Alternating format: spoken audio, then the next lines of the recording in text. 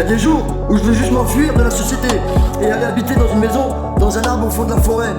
Si je suis humble, rien ne pourra me toucher, ni les éloges ni les reproches.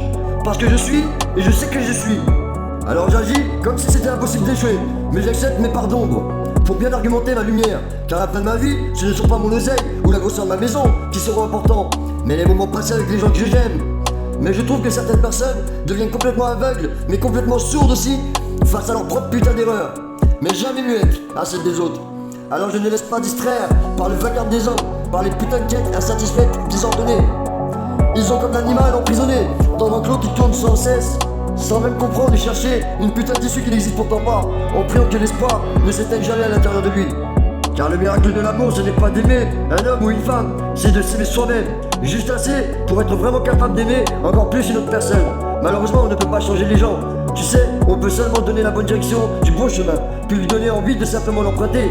Mais je ne laisse personne venir à moi sans qu'il ne reparte meilleur et plus heureux.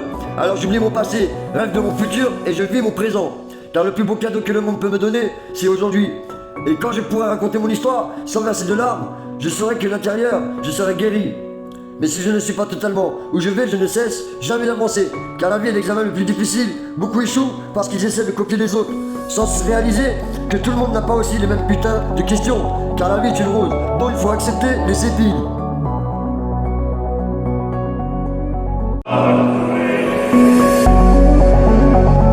On nous apprend bien à compter les secondes, les minutes, les heures, les jours, les années.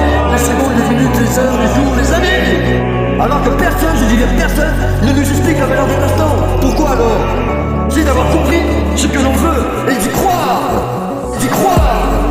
Et pourtant, je sais que l'intuition est le langage de l'âme. Mais le grand combat, c'est contre soi-même.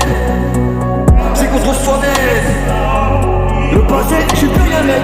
Mais l'avenir dépend que de moi. Mais l'avenir dépend que de moi.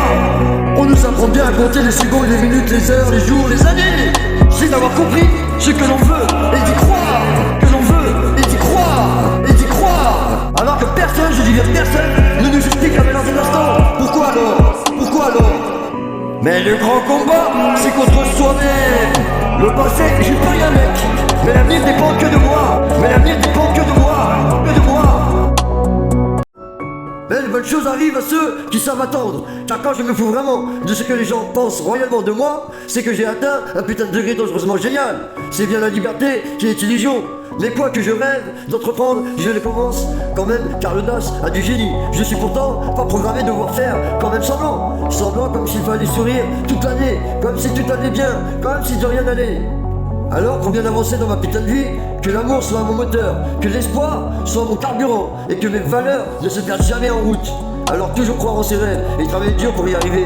Et dans le pire moment, quand je suis dans le noir, dans le brouillard, je demanderai à mon ange de me donner de la lumière. Et lui fera sûrement mon plaisir de m'envoyer de la bonne direction. Pourtant, on cherche tellement le bonheur de crever, parce que c'est toujours mieux que le mal de vivre. Sinon chaque jour je reconnais avec humilité à quel point je suis droit dans mes bottes. D'être qui je suis, je reconnais à quel point je suis heureux d'avoir ce corps physique. Car lui, il me permet d'expérimenter ma putain de vie. Mais marcher sur les pieds de ma mère, c'est écraser mon paradis. Mais je vous dis pas ça, que j'ai choisi l'enfer. Mais comment s'envoler au paradis avec un cœur de plomb? Pourtant je m'accorde une nouvelle période de temps à tous les jours pour permettre de le relaxer et de me recentrer. Car le savoir est une arme, je suis calibré, je suis même très cultivé. Si vous savez, vous avez remarqué que le temps, c'est comme l'argent, que je réfléchis bien avant de le dépenser. Mais si je corrige mon esprit, alors le reste de ma vie se mettra quand même en place. Pour mon petit espace avec de l'audace, l'opportunité me déplacera pour prendre ma place.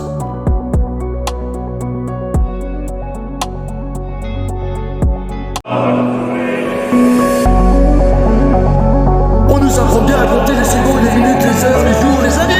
Les secondes, les minutes, les heures, les jours, les années. Alors que personne, je dis bien personne, ne nous explique la valeur d'un instant. Pourquoi alors? C'est d'avoir compris ce que l'on veut et d'y croire. D'y croire. Et pourtant, je sais que l'intuition est le langage de l'âme.